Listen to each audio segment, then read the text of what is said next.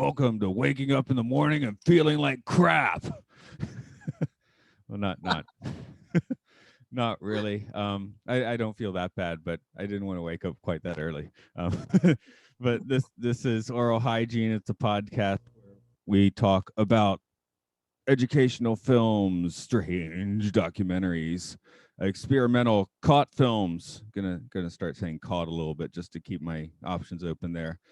This Yeah. is Matt. Hi, Andrew Shearer has been there trying not to laugh for some reason. Hey, what made me laugh? Hi, oral hygiene listeners. What made me laugh is that was a deep cut right there, a deep cut reference. Waking up and feeling like crap. What we've not talked about, I guess, is the fact that we were doing this before podcast existed. Yeah, there was no distribution at all. Well, we just did it because we were practicing for 2021. That's right. So that was our morning show, which when I guess you're a kid, you do feel like crap when you got to wake up for early school calls. So The parody of a morning radio show to be a contrast to the enthusiastic morning DJs. Hey, air horn guy. But we were like, I'm like here. You're real. here. We're gonna do this. I hate everything and everyone. Good morning. That'd be a cool show. Anyway, yeah, we were recording those about 1990, which is a good date for today's film. One that we're just giving you a trailer, and you look like you're cue to say something. Hmm? Hmm? Oh, Hmm? okay. No. Today's film is Kid 90, a recent documentary that's been spit out of the spitter about Soul Moon Frye's documentary where she basically ran around with a camcorder in 1990 and filmed lots of stuff. That's Punky Brewster if you're not in the know. But with that said, do you want to give a 4 or 5 second more of a interesting plot on this one? Yeah. So the documentary was filmed by Soleil Moon Frye, who was a child star in the 1980s. And she ended up documenting her teenage years in the 1990s, in which many people died that she knew. There we go. Okay. But yeah, I thought this was interesting because we were also people that ran around with camcorders at the same time at about the same age. I think most of our cam footage though got erased when someone whose name I won't spit out was looking for footage of his dick. Oh, I mean, okay. I just Let me. remember him recording over things Yeah, accidentally in the search. yeah. Is this whole show going to be about that? Because it totally could be. Well, I Um, mean, we can talk about whatever, but that could be one thing. So, one thing, uh, yeah, the reason why Kid 90 is so relevant is because I was a kid when Punky Brewster was out. I remember seeing it, and Soleil Moon Frye was the child star. I remember there being dolls and toys and all that related to the Punky Brewster show. Then my teenage years were 1990 through 1996. And so roughly the period when she was doing her documenting was, yeah, the period of time where I experienced teenage life. And although Matt and I were not the celebrities then that we are today, we there are definite ways that I personally connected with watching this. But it is it's do you remember when she got the breast reduction, like when that was a news item? it's probably something where like I saw it flash on the TV. Like I was not unfamiliar when they got to it in the documentary, but it certainly didn't hit my power center.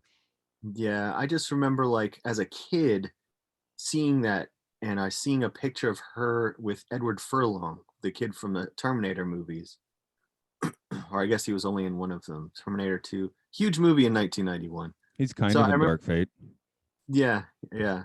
And then there's so they're holding hands, and I'm looking at Punky Brewster, and I had no idea that she was going through this. After she disappeared from regular primetime television, I had, you know, a lot of child actors go down the toilet. Their life just gets consumed by drugs, alcohol, bad friends, bad investments, and next thing you know, they're dead before they're 30.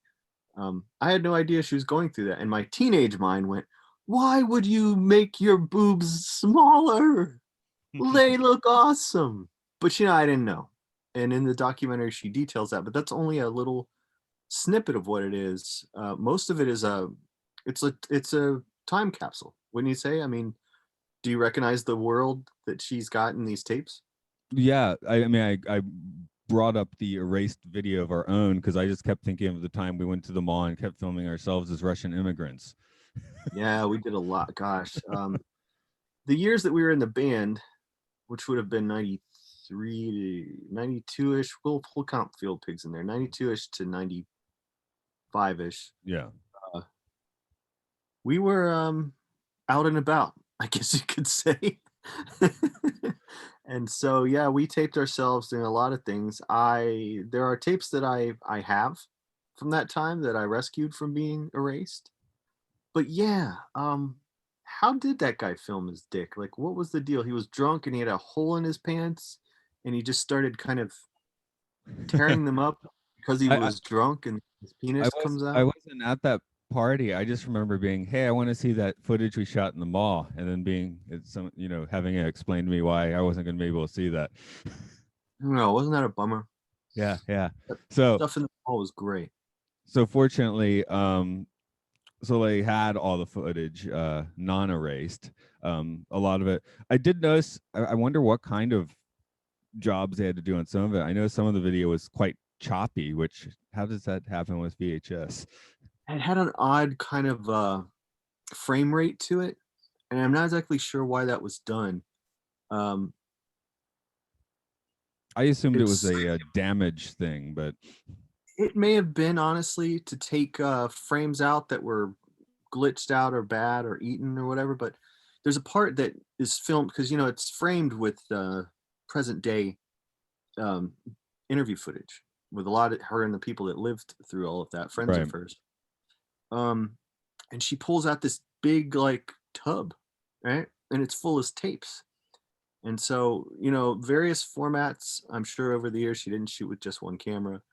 Often that means capture rates are different. And so you've got like 30 frames per second, 29, 25, 60, whatever she was shooting on. And so all of that has to then be converted over. And I think it was just a post production choice.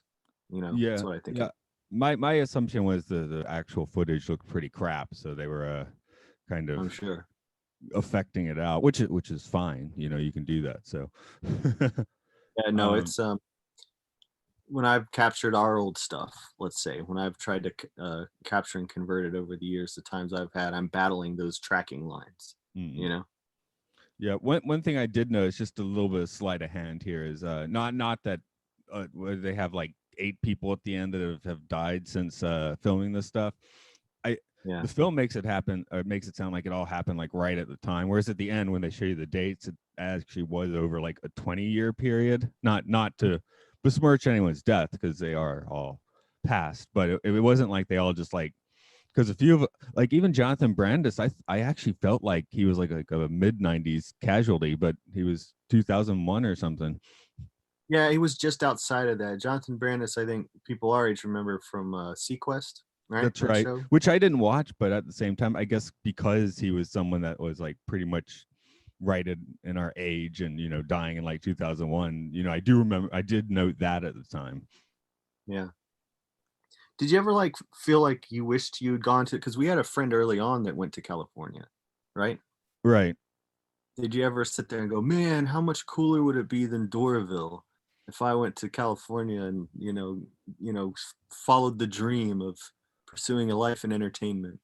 Not so much. I just wanted to keep that particular band rolling. So Yeah, that yeah. that was I that never was my really point. did. Uh, but I understand going to Los Angeles and standing there in Hollywood Boulevard and in the Pantages there. Um, I got it. I stood there and I went, okay, I get it. I understand. Being in Hollywood specifically feels different than being in other places. I don't know if one could stand there and not realize that. Yeah, So I I don't know if this metaphor holds any water, but of course neither of us had stage moms or anything. But I do remember my mother signing me up for lots of surveys and things, and that had kind of the feel going to the office. It's not an audition or anything, but like try 5 sodas, watch these 3 pilot TV shows, and tell us what you think. Who knows? Maybe I was getting mind control crap, but It that'd was be a little cool if I Joseph. have repressed Zoolander memories. I mean, it was cool. I remember when you and I went to a restaurant and you were like grading the food. You were doing that. Like you were Oh yeah, because you I were pay the bill for the food. So yeah, we're like, cool, let's get it and let's do this. anyway, I know that's different, but I guess it was entering the system with your mom kind of giving you a little nudge in was sort of part of that thing because Yeah, no, but seeing how, and I know this is an overused word, but how toxic that whole environment was. What hit me particularly was Justin Pierce, and I can't remember Harold's last name, but they were from the movie Kids, mm, which in terms of 90s stuff, Kids was the only movie I saw that I recognized anyone, like as in like authentic teenage depictions. Because God knows we didn't identify with John Hughes teenagers, or Friday the 13th teenagers. Kids did it. I mean, we knew people that dressed like that. We knew people that acted like that. yeah, that was actually a pretty notable film at the time, which I guess people don't talk about so much anymore. Oh well, maybe now they will because it's here, and this one seems to have some traction. But Yeah, there was a good retrospective on its 20th anniversary. I can't remember what publication did it, but that was when I realized that some of them didn't live. I was really kind of saddened by that. Um, but yeah, it was. I could probably say the best documentary about 90s music. Did you ever see Pearl Jam 20? That movie that Cameron Crowe did? I think I heard the soundtrack for it. It can't, Pearl Jam 20 is probably the best 90s documentary I've ever seen in terms of talking about like how it really felt when that music culture was going on, at least rock music culture. But Kid 90, I think it comes it's I would put it kind of in that same conversation. It really does a great job of taking me back to teenage times, which I tend to not remember or forget about for the most part. Not because I was drunk or high, because I wasn't. And I was the one filming lots of times, a lot of parties. And that was part of why I rescued some tapes, because I knew that people were probably erasing the originals. Yeah, you got the regrettable things on video, but And and everything I ever did was stone cold sober decisions that I made. So I got and nothing to blame.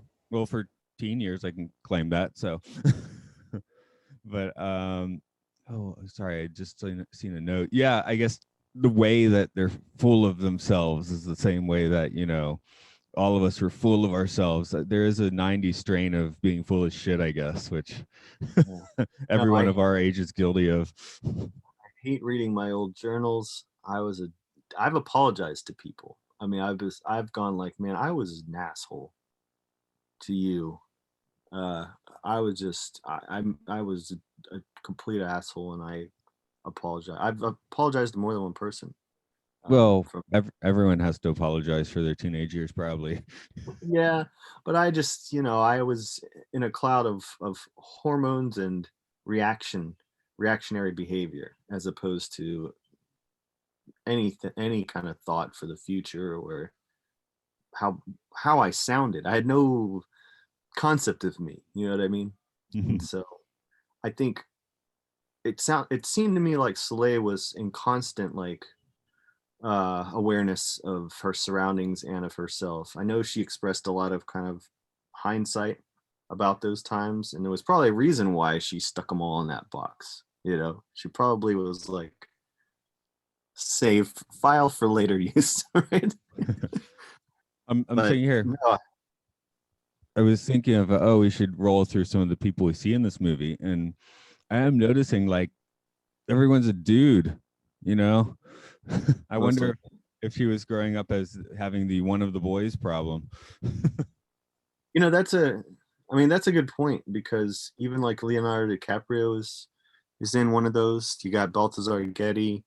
You had oh man, there was some pretty big actors from around that time Yeah, too. Steve Little Dorff. Leo, weird to see. So Stephen Dorff, right? Yeah, And then where I just wrote it down. Oh yeah, man, David Arquette has not aged well. well, he's doing those weird wrestling things now. Uh, He's hurting himself. That's probably part of it. okay. But yeah, I don't recall any like women seeing them around. There's, what the documentary does is good about putting names, but there's these long sections where you're like, oh God, that person was there. Holy shit, that person is there. And so in some of those, yeah, there are definitely some women, but you're right. Absolutely. There's seems to be like a long-term friend of hers that's present for most of it. But yeah, for the most part, it's very male centric. And I wonder, Yeah. I don't Brian even, Austin Green shows up a lot, and I'm actually I what was he on? I mean, I definitely know the name. he was on either Melrose Place or 90210. Okay, I guess I didn't watch this, but no, I certainly recognize the name. You know why I watched them? Because the girls that drove me places because I didn't have a car watched them. And I had to have something to talk to them about because we had nothing in common otherwise. But who else do we get a glimpse of? Oh, who is your dreamboat, Johnny Depp or Charlie Sheen? God. So one of them raped her. That was Charlie Sheen raped her. Yeah, and it is weird how they make it obvious without properly saying it. I They guess that's a don't. law thing, a lawsuit thing. Maybe because it could be an accusation, that could. But I think at this point, Charlie Sheen would be. God, I don't think anyone would be surprised to hear they did anything, right? I mean, he's kind of like a well-known, just kind of a, how would you call him? He's not. That's a criminal thing that he did. I think mostly Yeah, he's known for being out of his mind on drugs. Um, so but he's sort Johnny of Depp, the villain of this movie, I guess. yeah, he is. Oh, it was very. I didn't know that either, and that was terrible how she described what he did. Um, but Johnny Depp, yeah, I mean, I guess he wasn't punching women at that time. Yeah, I even the more recent stories, like I tend not to get too deep into celebrity news. It's just like, oh, people don't like this person anymore, which I've noticed he's been added onto that hit parade. No pun Yeah, intended. it's just a thing where men misbehave, celebrity males misbehave. It's kind of just like the boys will be boys thing. But as soon as women are afraid because their careers can be often more short-lived than men, so nobody wants to rock the boat or ruffle anyone's feathers because they want to continue to work. But at a Right. point, it just became, forget that. We're we're gonna tell all because instead of being catty, they all began to actually support each other. Right. I I guess watched Alan versus Pharaoh. Do you know about that show? was that Alan versus Pharaoh. nope, you're gonna have to tell me that one. Oh man, it's a 4-part docu series about Mia Farrow and Woody Allen. Oh, okay. I've seen I mean I haven't watched it, but yeah, that's a tale. That whole thing is, yeah, I watched the whole thing. So, it's just I like, think that was like in the 90s because that was in the 90s, and now people would just be like, he'd be instantly banished. Where people at the time, well, I guess I'm still gonna go see Woody Allen's new movie. when people were also like, he's still a genius that I need to work with in order to advance my career. Mm, right. What else? Oh yeah, I just getting a little bit lighter. There's lots of terrible hair in this movie, of course. Mostly from the dudes. I mean, yeah, I guess the Yeah, 90s are yeah. good for bad male hair. I had bad hair. Yeah. No, I just found a shot with you in the shot where I have the Kyle McLaughlin Showgirls cut. So That's better than what that's aged better than what I had. yeah, I was just out of control. but yeah, they have that. Sorry. Oh, and then have you seen this is the Lonely Island's Roz Trent video? Mhm. Yes. because they were kind of doing the real version of this with their Rastafari. I was like, no, don't say that. No, the guy, that's so true. I didn't even think about it, but that's so true. What else do I have? Oh yeah, I never liked Jump Around. I was always more entranced by the dulcet tones of Onyx. Oh yeah, jump around. Oh god. Okay, so there's a whole section of the movie where Soleil Moon Frye has dated rather Danny Boy, member of the group House of Pain. House of Pain was a white hip hop group that was mostly powered by some really great work from the DJ. This was around the time that Cypress Hill was out, so DJ Muggs really started that whole. There was a unique production sound that ended up making its way into like Ice Cube's Predator record had it all over it. Um, but so House of Pain, I saw their concert because they played with Helmet and Sausage, which was one of many Les Claypool offshoot groups. So I was there for. Well, I have to admit, I didn't know Sausage existed. I just knew Les Claypool from Primus. I was there for Helmet, but we had to watch House of Pain first. That's what you I gotta mean, say about that. Got it. all you got is Jump Around. Yeah, And if you think about it, Jump Around is really only how long's the hook in Jump Around? A few seconds? yeah. That's about as far as anyone was interested in them. You can basically loop that song in your head and probably not miss a whole lot. Yeah.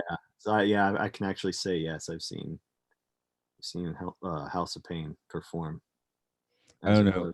as. I guess both of us were in bands, so when they had a DJ at least, but yeah, when I mean now it's almost a standard where a pop band is not going to have any instruments and or maybe or even lip syncing the vocals. So I mean, I was at UGA. I was worked with the University Union, so I was actually backstage when Destiny's Child went on, so I knew exactly what was canned and what wasn't.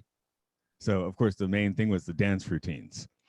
yeah. All of the backing vocals were canned, and the lead vocals, like Beyonce would sing lead on most of the songs, but when it got to the singles, they'd can the singles, they'd can the hits, Hmm.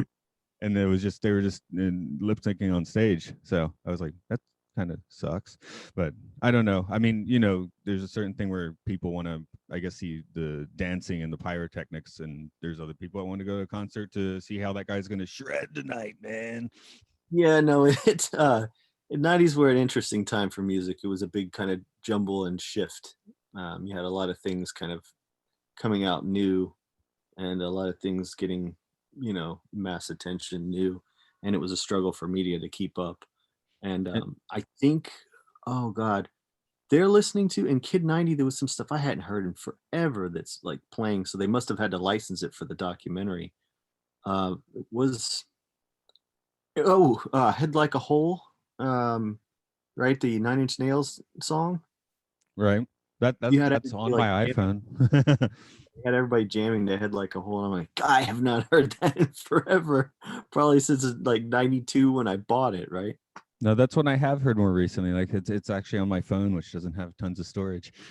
So we have some of these '90s albums still hanging Okay. out. I kept No, I kept expecting Evan Danda to show up in this one. I don't think he did, but yeah, Lemonheads don't go over well. My kid doesn't like it. She doesn't like really any male singer.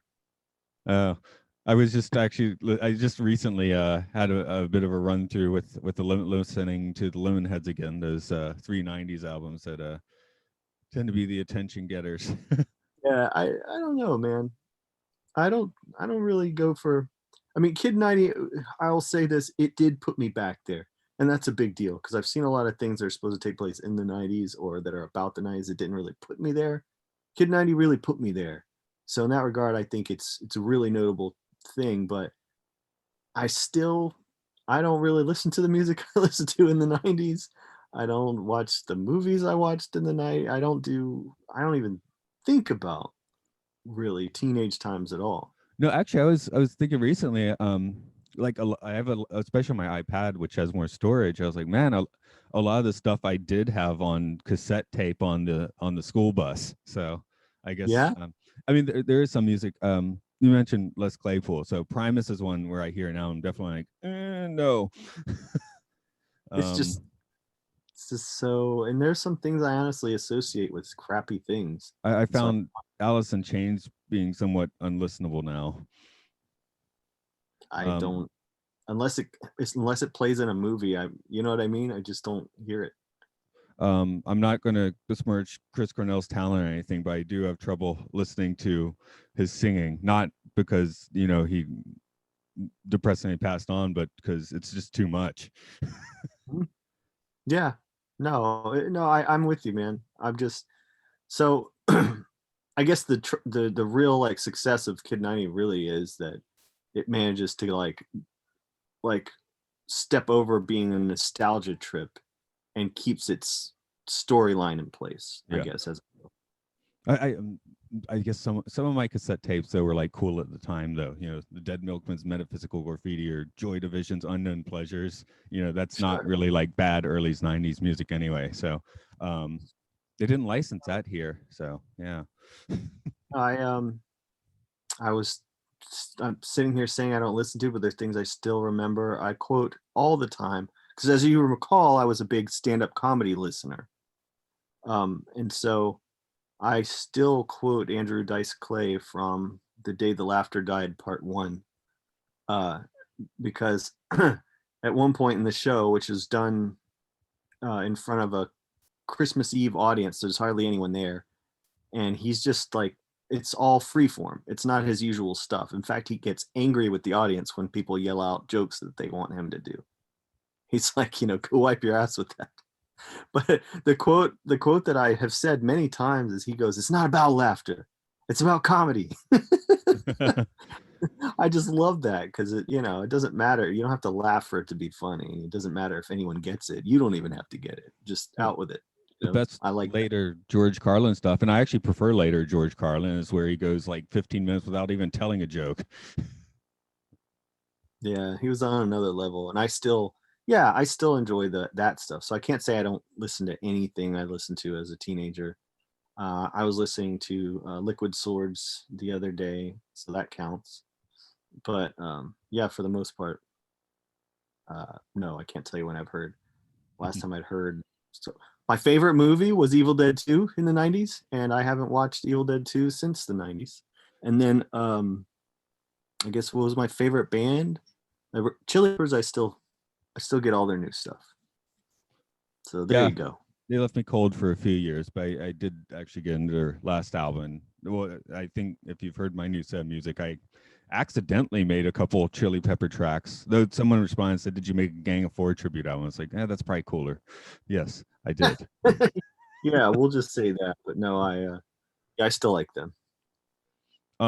As far as Kid 90, is there anything else you want to press on this one? I mean, we're going on '90s tangents, all relevant, but Yeah, no, this is great stuff, man. I'm glad we talked about this. I'm glad you picked this. yeah, I mean, I Um, guess the thing is if you live through the time, you're not focusing so much on her as comparing your own experience when you watch this. yeah, it's a I'll say it's a trip. It's not something I usually use to describe people, but it is in all ways. Definitely did a number on me, I'll say. And but a thought I did have was like, man, if Soleil Moonfry had been my friend, she would have been fine because none of us were, burnouts or dickheads, or you know what I mean? Like none of us were gonna beat anybody up or hurt anybody, right? Right, Maybe right. I was just like, man, we could have hung out, but you know, Well, we weren't in LA or New York, so. no, there was no Yollywood as they call Georgia now. Oh, okay. I haven't heard that. That one's new. Okay, I guess it's Well, better in Hot Atlanta. well, Yollywood because it's a film. A lot of movies and shows are made here now. Yeah, there was something I was just watching, and I definitely recognized an Atlanta site. I know Black Panther has the Museum of Great Britain, which is Yep. for people from Atlanta, it's like, what? No, that was entirely made at Tyler Perry Studios. Um, no, uh, if you honestly want to see the coolest like Atlanta-based movie, the remake of Superfly, which is actually a really great. I know the TV show Atlanta showed scummy parts of town that I recognized, like the first episode where it's like that dodgy liquor store. Yeah. That liquor store is that dodgy, and I was terrified sitting in the car in the parking lot of that place. Yeah, no, Atlanta, it is, they can't call a show that and not have it be instantly recognizable for people that live there. Well, it's all like not the back streets, but it's all like, it's not like the big stuff. It's like, like apartment complexes and stuff. I was like, I know that place. Yeah. So Yeah. that's kind of cool. It is, man, because I guess it's kind of like when people do a Georgia accent in a movie, right? You instantly go wrong, wrong, terrible. So when someone gets it, it's rare, but you know it because it's, you recognize the nuance. What's more fun is the Tennessee version. I was our mutual friend Mark. We were driving. I think we were driving to Chicago or something, but we stopped at this rest area in Tennessee, and there were a couple of maintenance men working on the machines. And we're from the South, we can understand a Southern accent. But these guys are just like, do you understand like a word they said? Not only was it authentic frontier gibberish. Yeah, really. It was just like it didn't even tell like words, And I'm like, Okay. I don't speak, especially now I don't speak with a heavy Southern accent. I'm like, what? Really? When I'm tired or excited, mine sort of comes out. I will say this: Can this be the final thing? Yeah, sure. On Kid episode? Okay, I got a story. So I was in the van, which is where a lot of these stories begin. Our drummer Dan. This was probably 93 or 94. Teardrop window, got throw that in. Yes, yeah. And so there was a guy that was friends with Jeff, who I actually hung out with last year when he came through Athens. And I've seen him before in Florida as well when I did convention there. This guy named Jason, his friend, he brought to ride with us. We're probably riding to a gig or something. And so Jason is bananas. I mean, I wish I could say he was on something, but I don't think he was. I think he genuinely, his elevator didn't go to the top, as they say. So, or what do they say? The wheels turning, but the hamster dead. So I just kept laughing at him because he was clearly, I mean, everything he said was just off the wall. Everything he did, he had a crazy laugh. I was just like, what's going on here? And finally he acknowledges me and goes, hey, this guy'll laugh at anything I do. And to prove his point, he slams his head as hard as he can against the wall inside the van. Like, I'm not going to laugh at that. And so I crack up and he's like, he tries to say, see, I told you, but he can't form words because he's basically knocked himself out. I'm going to assume he was tripping, but I mean, I was around people that were a lot, but I can't say for the guy. I use his real name. But, he definitely was just a physical comedy, go for it kind of guy. We'll see. It needed to be in LA. He's in the wrong place. That's a problem. Maybe in Soleil would have been homies. I don't know. Is he still alive? I hope so, but debatable. There's the law of averages. It's not gonna go definitive on that one.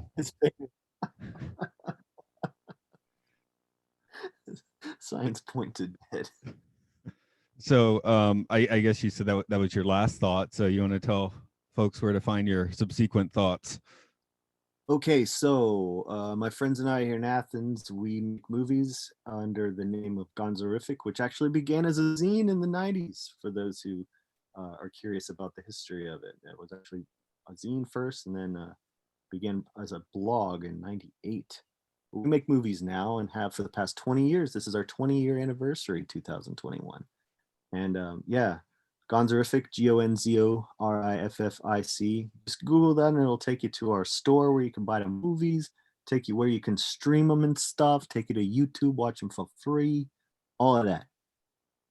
And this is a podcast. This ain't no blog. Aural Hygiene Pod at Twitter and Facebook. You can hit us up there. And I make music not in the 90s, but I have a relatively newish album up at rovingsagemedia.bandcamp.com.